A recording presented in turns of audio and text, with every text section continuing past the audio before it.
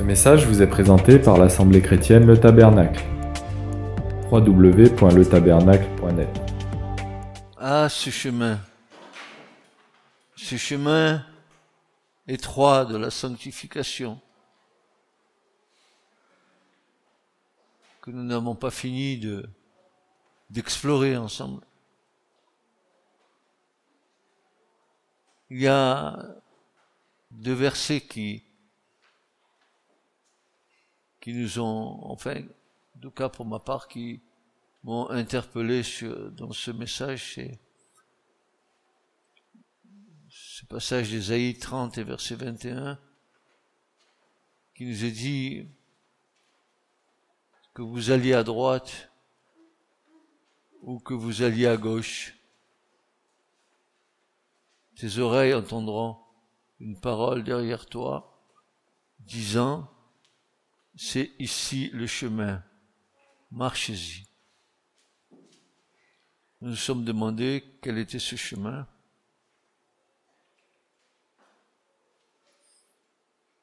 Et nous avons eu notre réponse, bien sûr. Car depuis le départ de la création et au travers des âges, le Saint-Esprit nous rappelle constamment quel chemin nous devons emprunter.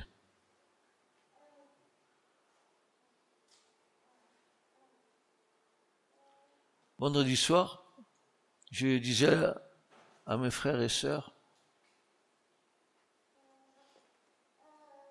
que le Saint-Esprit est le grand méconnu dans la divinité. Quand on parle du Saint-Esprit, c'est pour dire qu'on est rempli du Saint-Esprit. Donc, à nouveau, on se focalise sur nous. Qu'on a l'onction de Dieu sur nous. Que le Saint-Esprit nous oint. Pourtant, c'est bien plus que cela, le Saint-Esprit. Nous avons vu qu'il va demeurer éternellement avec nous depuis le moment où le Seigneur l'a envoyé vers nous,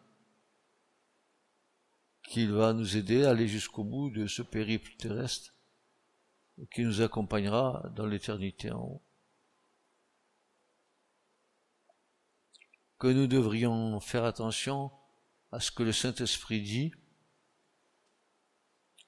parce qu'il va nous rappeler les choses. Il ne parle pas de lui-même, bien sûr, puisqu'il ne fait que retransmettre les paroles du Christ, qui lui-même ne fait que retransmettre les paroles de son Père.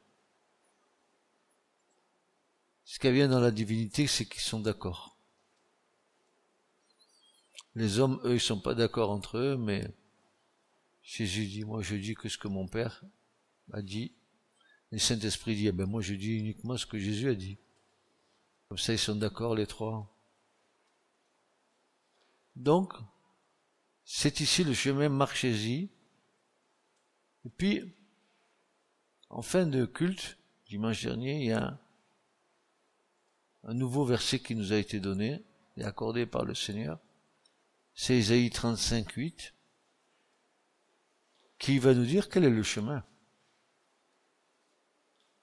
Le prophète dit, il y aura là une grande route et un chemin. Il sera appelé le chemin de la sainteté. L'impur n'y passera pas, mais il sera pour cela. Ceux qui vont ce chemin, même les insensés, ne s'égareront pas. Alors j'ai trouvé une version qui est encore bien plus accessible dans sa compréhension. Voici ce que dit cette version. À travers le pays passera une route que l'on appellera la route sainte. Aucun impur n'y passera, car elle est réservée au seul peuple de Dieu qui la suivra.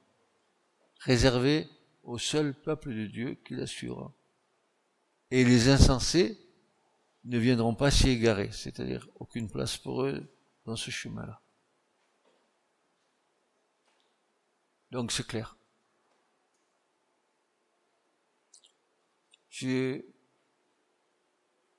je vous disais encore vendredi, il me semble que c'est vendredi que je disais ça. Je disais, le salut n'est que le point de départ d'une marche avec le Seigneur. Et on ne peut pas se contenter uniquement du salut. Il faut travailler notre salut. C'est-à-dire que il y a un chemin dans ce salut qui nous mène vers notre destination finale. Et ce chemin est appelé le chemin de la sainteté, d'ailleurs. L'Épître aux Hébreux nous le dit très clairement. Sans la sanctification ou sans la sainteté, nul ne verra le Seigneur. Donc, nous avons vu quelle devait être la marche dimanche dernier du chrétien, de l'enfant de Dieu. Ce n'est pas, je ne suis pas Dieu comme je l'entends, mais je suis Dieu comme Dieu le veut. C'est une différence qui est très très grande. Parfois nous pensons que avec nos bonnes attitudes, etc., c'est le fait que nous suivons Dieu, mais attention, il y a rien que nous devons réclamer de nous-mêmes, parce que tout ce qui vient de nous a besoin d'être encore purifié. Le piège, c'est que nous foncions tête dedans, pensant que nous sommes quelque chose. Et comme dit l'Écriture, si quelqu'un pense être quelque chose alors qu'il n'est rien, il se séduit lui-même. Alors, quel est le rôle de l'Église, de l'Assemblée du Seigneur, pour conduire le peuple sur la voie de la sainteté? C'est le rôle de l'Église, de conduire les brebis. Nous allons voir comment. Il y a ma part avec le Seigneur, mais il y a aussi l'Église du Seigneur. Alors, il y a le gouvernement de l'Église. Le gouvernement de l'Église, c'est ce que Dieu a mis à la tête dans les ministères pour conduire l'Église. Et quelques synonymes, n'est-ce pas, peuvent nous aider à comprendre le sens de cette fonction. Gouverner l'Église, c'est la diriger, c'est la conduire, c'est la présider, c'est aussi juger. Juger spirituellement, bien sûr. Et c'est autant d'expressions que l'on trouve dans les Écritures pour qualifier ceux qui assument cette responsabilité. Ceux qui assument la responsabilité du gouvernement de l'Église, ils sont là pour diriger, pour conduire, pour présider, pour juger ce qui se passe dans l'Église. Et là, déjà, nous comprenons qu'il s'agit de personnes qui devront faire preuve d'autorité. Pas d'autoritarisme. D'autorité, mais dans le Seigneur. Or, à une époque où l'autorité est de plus en plus contestée, même dans les églises, le problème du gouvernement de ces dernières devient aigu. Parce que la révolte est dehors, et les chrétiens à la mayonnaise, ils sont là aussi avec cet esprit, n'est-ce pas, qui ne les soumet à rien du tout. Je veux être soumis à Dieu, mais pas aux hommes. Voilà. On entend souvent ces espèces d'expressions qui sont fausses. Gouverner l'Église, c'est donc la conduire, la diriger, et c'est ce qui est attaché et qui est de la responsabilité au ministère des anciens, des pasteurs, des bergers. Donc, dans l'Église du Seigneur, il y a des pasteurs, des bergers qui sont là pour conduire le troupeau dans cette voie de la sainteté. Alors, vous comprenez que si ils ont ce devoir et cette autorité devant Dieu de conduire le troupeau dans la voie de sainteté et une voie que le Seigneur désire profondément parce que c'est le seul chemin qui va nous faire entrer dans le royaume des cieux. Alors, il faut qu'eux-mêmes soient irréprochables. Voilà. Si tu dois conduire le troupeau dans le chemin de la sainteté, il faut que toi-même, tu sois irréprochable. C'est bien ce que Paul dit à Timothée. Il va dire dans 1 Timothée, chapitre 5 et verset 17, il va dire ceci, que les anciens qui dirigent et qui dirigent bien soient jugés dignes d'un double honneur, surtout ceux qui travaillent à la prédication et à l'enseignement. Voilà ce que dit l'apôtre Paul à Timothée, que les anciens. Et ce qui est assez intéressant, c'est qu'un ancien peut être un pasteur, peut être un apôtre. Pierre va le dire, quand il va se trouver dans une de ses épîtres, il va dire, moi qui suis ancien parmi les anciens, alors qu'il est apôtre. Un apôtre, c'est un ancien. Un ancien, dans l'étymologie, on l'avait vu, vous vous rappelez, dans un enseignement qu'on faisait le soir ici avec Serge, vous vous rappelez de Serge? Et on vous disait que les anciens, ce sont pas, on va le voir, ce sont des gens qui ont une certaine expérience de la vie de l'Église. Donc ce n'est pas ouvert à des nouveaux convertis qui voudraient s'emparer de ce titre pour faire un petit peu ce qu'ils ont envie de faire et pour peut-être se mettre en avant. Alors, si il en est ainsi, voici ce que dit Paul aux Thessaloniciens à nouveau. 1 Thessaloniciens 5, verset 12. Nous vous prions, frères. Quoi? Nous vous prions de quoi, mes frères? D'avoir de la considération pour ceux qui travaillent parmi vous et qui vous dirigent dans le Seigneur et qui vous exhortent.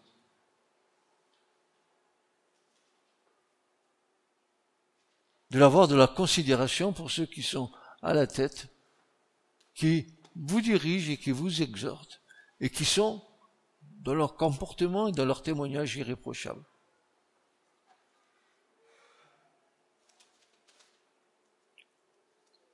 Et le mot grec conducteur, il va apparaître dans plusieurs passages, j'en ai retenu 3. Dans Actes 14-12, où Paul est présenté comme étant le guide de la parole, voyez-vous l'importance que la parole de Dieu a pour conduire le troupeau dans la sainteté. Nous devons prêcher toute la parole, et rien que la parole, mais toute la parole de Dieu.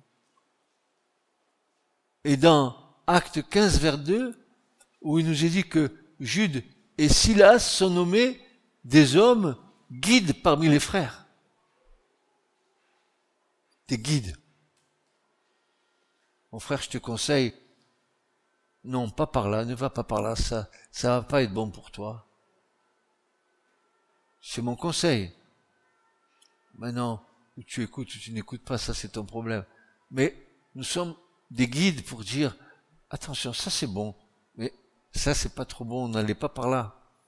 Ça c'est par amour qu'on le dit, c'est pas, comment dire, c'est des conseils dans l'amour pour éviter à nos frères et à nos sœurs de tomber dans des pièges. Et en Hébreux, chapitre 13, versets 7, 17 et 24, voici ce qu'il est dit. Laissez-vous persuader par vos guides et cédez devant eux. Ce sont eux, en effet, qui se privent de sommeil ou qui veillent sur vos âmes comme ayant à rendre compte, afin qu'ils le fassent avec joie et non en gémissant. Ne croyez pas que si vous êtes là, vous n'avez pas de responsabilité. Vous rendrez des comptes au Seigneur. Vous croyez que c'est à la légère? Vous croyez que diriger l'Église, c'est comme diriger le monde? Mais nous servons le maître du monde.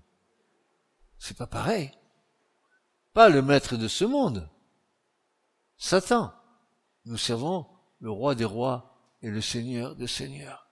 Et notre responsabilité est grande. Est grande. On n'a pas l'air de se rendre compte. On fait des choses, notre nature humaine, elle a envie de faire.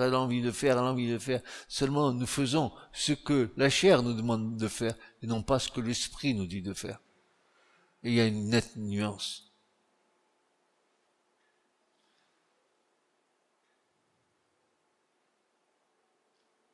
On peut rapprocher de ces termes ceux qui vous dirigent dans le Seigneur.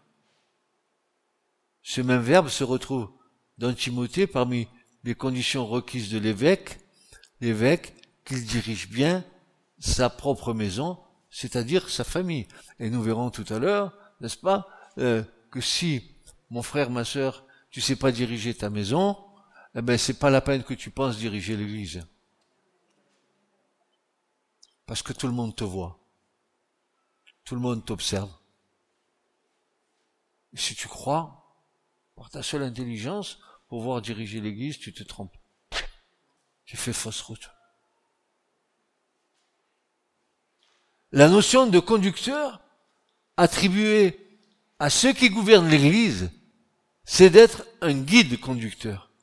Celui qui va montrer le chemin et celui qui va exhorter à marcher et à y marcher dans ce chemin. Donc, voici le chemin, marchez-y.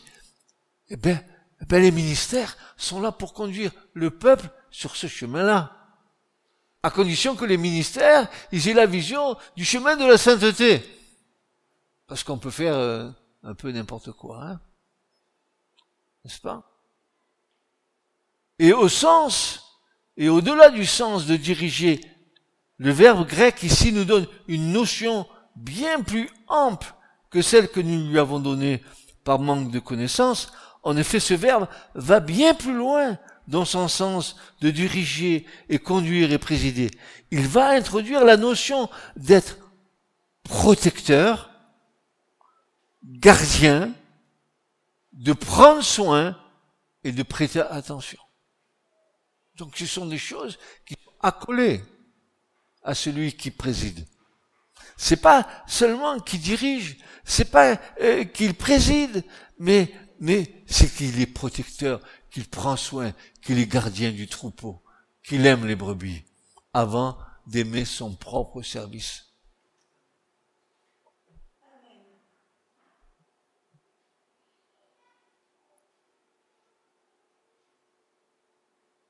L'apôtre Paul, qui donnait ses instructions à Timothée pour établir des anciens dans les églises, l'apôtre Paul recommandait de choisir des hommes de bonne conduite, de bonne renommée, dont le témoignage à l'intérieur de l'église est le même à l'extérieur dans le monde, qu'il n'y ait pas de facettes, n'est-ce pas? Recommandait de choisir des hommes de bonne conduite, qui étaient capables de bien gouverner, de bien diriger leur propre maison, et qui avaient surtout de l'expérience spirituelle. Vous ne savez pas comment c'est compliqué de diriger l'Église. Il y a des hommes, des femmes différentes, avec des histoires différentes dans leur vie, avec des problèmes différents, des besoins différents, et se faire tous et à tous. C'est pas facile. Si le Seigneur n'est pas passé dans notre vie de conducteur dans ces choses-là, comment pourrais-je prêter l'oreille à mon frère et à ma sœur qui a un problème? C'est pas le tout d'être là derrière et de prêcher. C'est pas le tout d'enseigner. Mais c'est le tout de mettre en pratique. Alors la première constatation que j'ai dressée pour l'Église, c'est que la sanctification de l'église locale, par exemple la nôtre, commence par la sanctification de ses conducteurs. C'est indéniable. C'est pas possible de faire autrement, n'est-ce pas? Tu ne peux pas conduire une église, n'est-ce pas, si toi-même tu marches pas dans la sanctification. Et c'est ça qui se passe à la fin des temps. C'est tellement une confusion. Tellement une confusion. Et Paul va dire, dans 2 Thessaloniciens, chapitre 3, verset 9, il va dire, ce n'est pas que nous n'en eussions pas le droit, mais nous avons voulu vous donner en nous-mêmes un modèle à imiter. Un modèle à imiter. Paul disait, nous vous donnons un modèle à imiter. Regardez comment nous vivons notre foi, parce que eux-mêmes étaient imitateurs du Christ, n'est-ce pas? Et qu'ils avaient cette capacité de refléter en eux ce qu'était le Seigneur.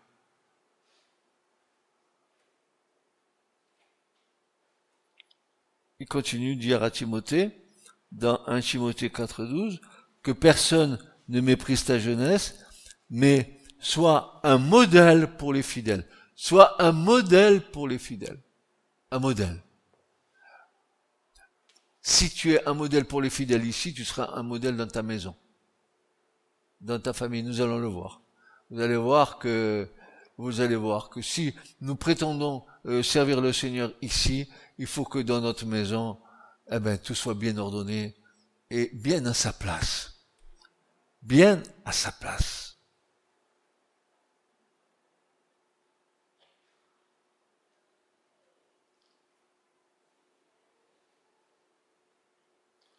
Personne ne méprise ta jeunesse, mais sois un modèle pour les fidèles, en parole, en conduite, en charité, en foi et en pureté.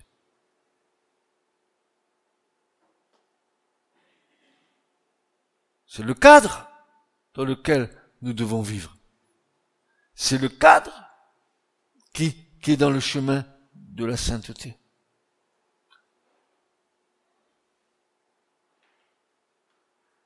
Et Paul dira à Tite, aussi, un de ses disciples, Tite 2,7, il dira, te montrant toi-même à tout égard un modèle de bonnes œuvres et donnant un enseignement pur et digne.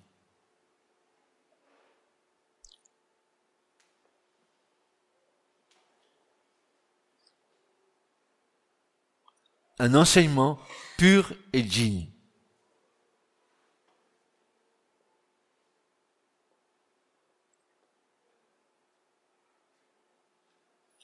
Au cours de nombreuses années, en arrivant à la fin de ma vie, j'ai compris que pour donner un enseignement pur et digne, il fallait que moi je me taise et que le Seigneur parle.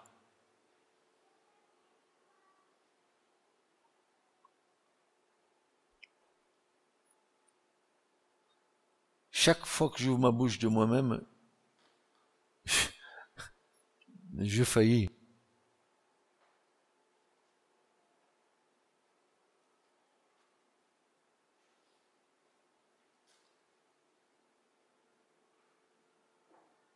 Un modèle de bonnes œuvres. Oui, parce que le spirituel aussi n'est pas exempt de bonnes œuvres.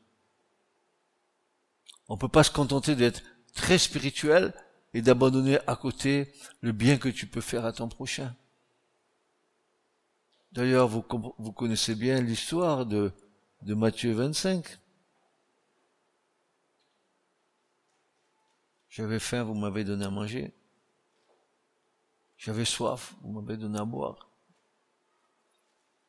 J'étais nu, vous m'avez vêtu. J'étais en prison et vous m'avez visité. Et les gens qui étaient autour de Christ, ils lui ont dit, mais Seigneur, mais quand est-ce que nous t'avons fait ces choses? On n'a pas souvenance quand tu as fait ces choses-là. Et le Seigneur de répondre, mais chaque fois que vous l'avez fait au plus petit d'entre mes frères, c'est comme si vous me l'avez fait à moi-même.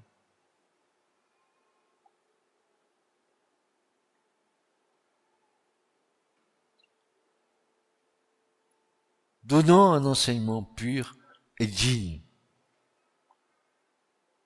Un enseignement digne, qui revêt une dignité. Parce que l'enseignement, c'est que parole de Dieu. Parole de Dieu, inspirée par l'Esprit. Donnée par celui qui est un modèle dans l'enseignement, un homme, une femme, qui puisse être rempli du Saint-Esprit, soumis à l'Esprit de Dieu, qui n'a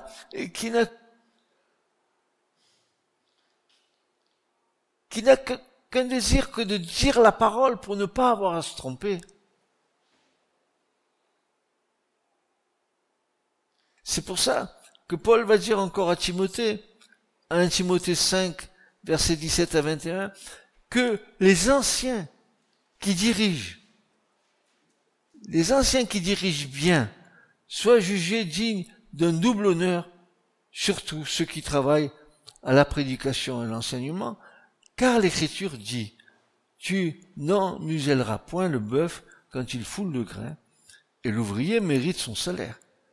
Ne reçoit point d'accusation contre un ancien, si ce n'est sur la déposition de 2 ou 3 témoins. Ça c'est important, hein. N'accusez jamais personne s'il n'y a pas 2 ou 3 témoins, car l'Écriture dit que seul le témoignage de 2 ou 3 témoins est valable. Il m'a dit, il m'a fait.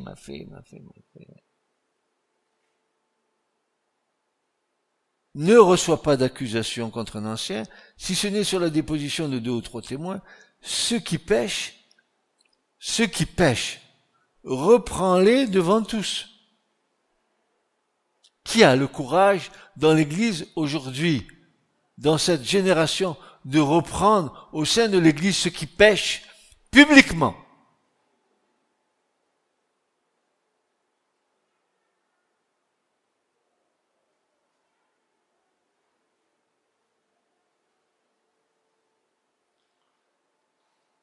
Pourquoi? Afin que les autres qui entendent éprouvent de la crainte.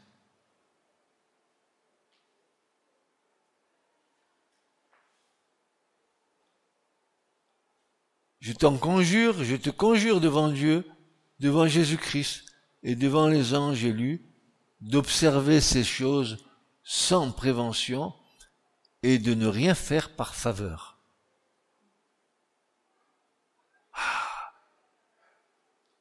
Ça balaye tout ce qui est de l'homme.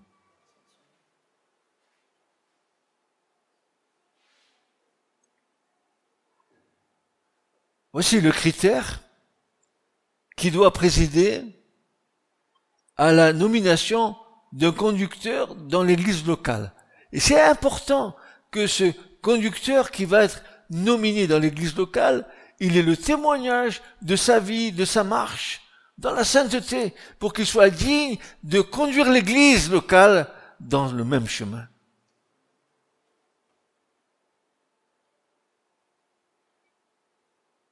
Cette parole est certaine. Si quelqu'un aspire à la charge d'évêque, d'ancien, d'épiscope, il désire une œuvre excellente.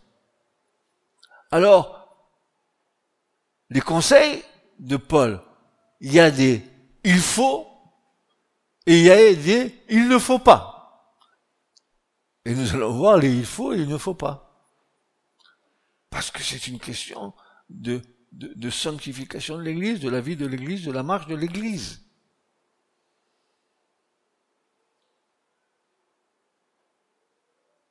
Il faut donc que l'évêque, c'est-à-dire celui qui surveille,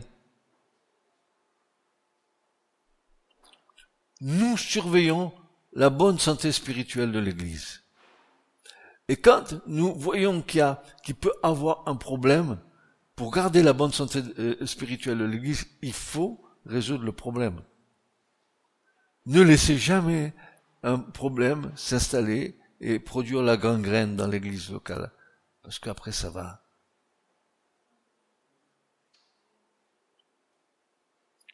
Alors, Paul dit à Timothée, il faut que tu ailles faire ton pare-brise demain matin. Il faut que tu ailles au boulot demain matin. Il faut donc que l'évêque soit le surveillant de l'église, soit irréprochable. Mari d'une seule femme. Oh, mes frères, avec une, c'est suffisant.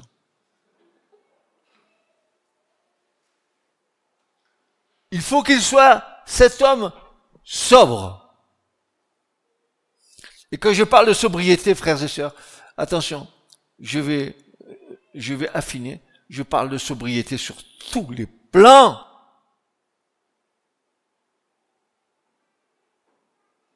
Il faut qu'il soit modéré. Modéré. C'est pas, c'est moi. 50 millions de Chinois et moi. Il faut qu'il soit modéré. Il faut qu'il soit réglé dans sa conduite. Qu'il soit hospitalier et propre à l'enseignement. Vous vous rendez compte ce qu'on demande déjà aux surveillants de l'église? C'est pour ça que l'église de notre génération, elle trouve pas d'anciens, elle trouve pas de diacres, elle trouve pas tout ça. Parce que lorsque nous passons à la règle de sainteté dans laquelle nous devons marcher, il nous faut bien comprendre que nous ne sommes pas dans ce cadre-là.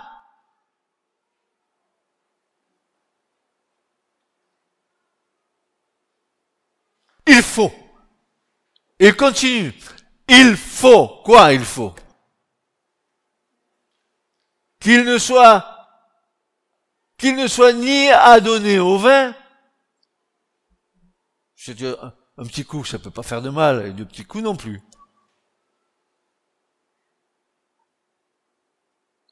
Ni violent. Je dirais ni réactif. Quand il y a une mauvaise parole qui t'arrive sur le coin de la figure, et que je te démarre. Vous avez vu là, il y a pas, si la batterie elle est faible, là, ça démarre quand même. Mais qu'il soit indulgent, pacifique, désintéressé.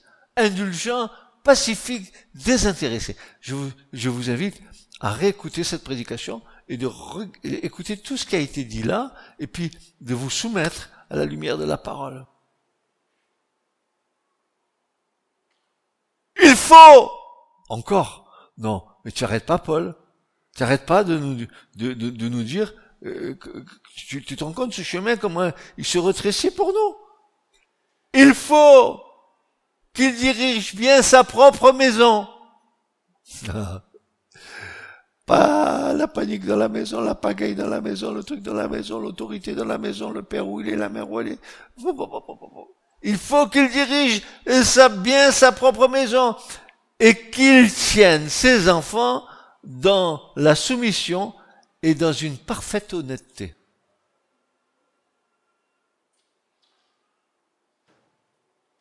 Je vais m'expliquer, balayer tout sentimentalisme avec vos enfants, balayer ces sentiments-là. Je dis pas qu'il faut pas avoir des sentiments pour ces enfants, mais le sentimentalisme qui fait qu'on pardonne tout, même les choses les plus. Oh, c'est un gamin. Oh, si. Ça, c'est le monde qui le dit ça. Oh là là. C'est comme si, c'est comme ça. N'est-ce pas? Car, dit Paul, si quelqu'un ne sait pas diriger sa propre maison, comment prendra-t-il soin de l'église de Dieu? Moi, j'ai envie d'être ici ancien. Tourne-toi, regarde ta maison. Ah ouais. Non, mais je regarde pas ma maison, je regarde l'église.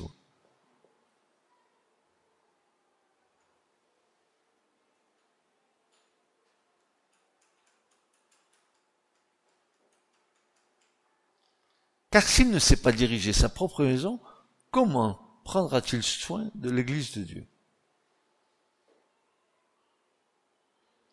Il ne faut pas! Encore, Paul? Pourquoi? Ce Paul, il m'épuise. Oui, mais lui, il a la vision de la marche de l'Église dans la sainteté. Et il donne les conseils qui vont aider l'Église et le gouvernement de l'Église à aider les brebis à marcher sur cette voie.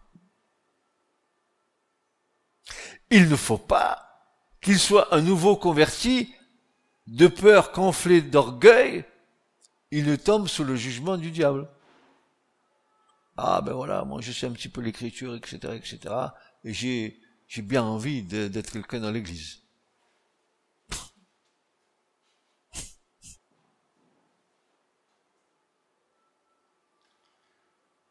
Mon frère, ma sœur, tu sais pas ce que tu es en train de dire.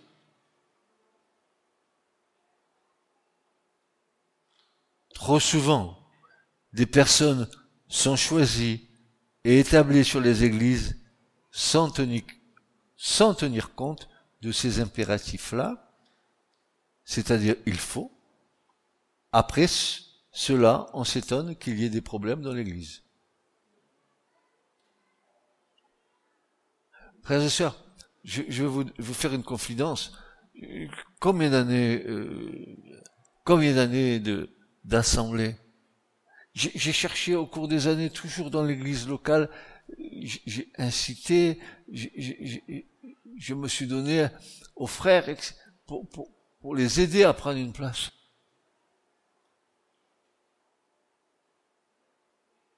Pas trouvé.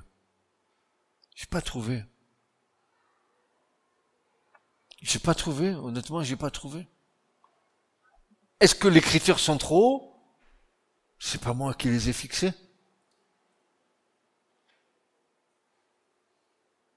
C'est la parole de Dieu. C'est le Saint-Esprit qui a fixé ces choses.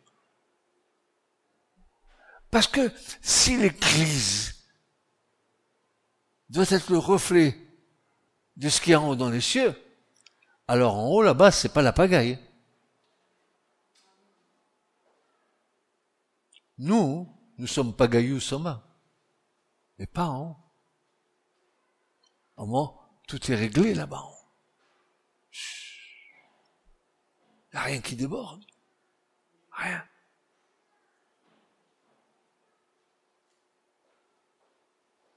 Ce message vous a été présenté par l'Assemblée chrétienne Le Tabernacle. www.letabernacle.net